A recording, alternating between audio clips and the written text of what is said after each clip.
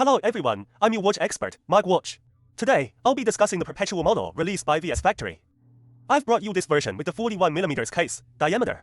This perpetual is available in 41mm, as well as 36mm and 31mm case diameters, with many dial colors to choose from. There are green, black, silver, pink, and of course, this Tiffany Blue dial. So, women can also consider this model, perhaps choosing the 31mm size.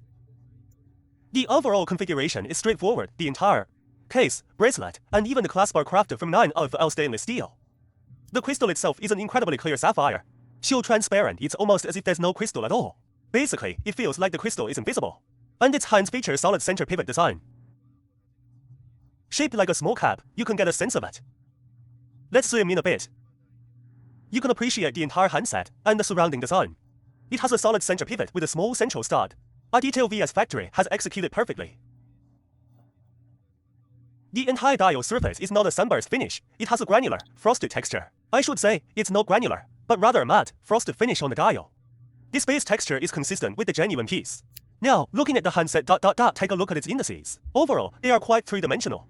Including these baton-style markers, they are not flat-printed ones. They aren't simple stamped pieces, they are fully three-dimensional baton indices with a luminous coating. You should particularly note the second hand. Its three-dimensional arch profile is exceptionally well made. You can see it has an arch design. VSF is truly dominating the market right now for many of the most popular models. I shouldn't say all, but for about 60% of models. Everyone recognizes and seeks out VSF products. This model features a smooth bezel design. The luster of the entire bezel, after polishing, gives it a brilliant, reflective property that is excellent. Now, let's look at the texture on the side. This is an embossed logo on the crown. The crown logo notice the edges, they all feature this rounded, high-polished finish. It's very smooth to the touch, not sharp at all. And let's look at the side here, which also has a high-polished finish. The bracelet texture. And here is a small detail I want to show you. The connection between the bracelet and the watch head at the lugs has a step design. When you run your finger over it, you'll clearly feel the bracelet sits a level below the lugs. This design is consistent with the genuine, and is something smaller factories often miss. You can feel it for yourself. Unlike some smaller factories, where the construction doesn't have this step design. The bracelet itself features a brushed finish, including the chamfered edges. You can see it has rounded, high-polished chamfering, which is all in line with top-tier finishing standards. You can feel the quality throughout. And here is the texture on this side.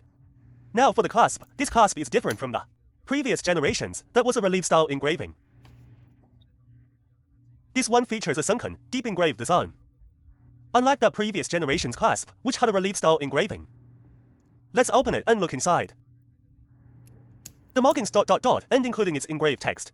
The font uses the correct flat topper design. The laser edge security mark. At the bottom, there's a security mark, including this which is also a flat top A, the 9890 clasp code. This side's design also features a micro adjustment system. When you open it, you can see it has 3 micro adjustment positions available. When you don't need it, you just snap it back into place. My thumb is a bit injured, so it's a little clumsy for me to operate. Just snap it back in. So that's the overall look. The finishing is excellent. The case back is a solid, screw-down design. And the edges on both sides, the positions are perfectly symmetrical.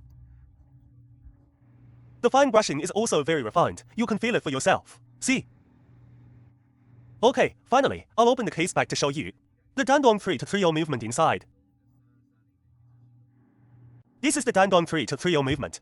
I've discussed the 3235 so much I'm tired of it, so this one I'll briefly go over. The 3230 and 3235 movements only difference is the presence or absence of a date function. The entire movement architecture is the same, you can feel it. It features the kit-style shock absorber, a blue alloy high spring, and below the balance wheel, you can see the ES9 code engraved. Do you see it? And on the plate here, you can see this polishing It has a finish resembling fingerprints. If you were to look at a Shanghai movement or a modified Shanghai movement, it would not have this level of finishing. You can feel that the polishing on the Dandong movement is far superior, and it now uses a rotor with 27 ball bearings, including the gold-filled engravings on the rotor. You can simply appreciate the overall texture. The clutch wheel is a critical feature here. Shanghai movements have a small hole design, whereas the genuine Dandong 3230 features this functional clutch wheel design. And you can see for yourself when I wind it, these gears are genuinely movable. You can see it rotating, see? It's a genuinely functional system. When you pull the crown out one stop, it raises up slightly, flush with this plate. Let me pull it out and show you. My thumb is injured, so this is a bit difficult. I'm also afraid of damaging the wounded area. See, you can see it move. It moves. And here, the guide wheel and its engagement, here. As I manually wind it, you can see it's genuinely functional. See? When you reverse wound, it will pop back out. And then it re-engages. It's very fun to watch. And all its engagement gears are genuinely functional. Furthermore, on this V2 version, VSF has now incorporated the 27 ball bearing rotor. And the automatic winding bridge now has gold-filled engravings. This is a noticeable and excellent improvement. Previously, the Dandong 3 to 35 or 3230 movements did not have the engravings here, just the gold-filled logo. So, when you choose a VSF model with the Dandong movement, I strongly advise you to get the case back open to verify the movement, to confirm it's the correct movement. Right now, this V2 version from this year has been fully upgraded with the 27 ball bearing rotor. The perpetual model should gradually receive this update as well. Later batches should all be upgraded to this 27 ball bearing rotor. And the entire movement, keep style shock absorber, you can take a screenshot to compare. And in terms of power reserve, when fully wound, this can achieve approximately 72 hours. Okay, finally, let's do an on-wrist shot for you to see. I'll briefly explain how to adjust this model's functions. It's a screw-down crown.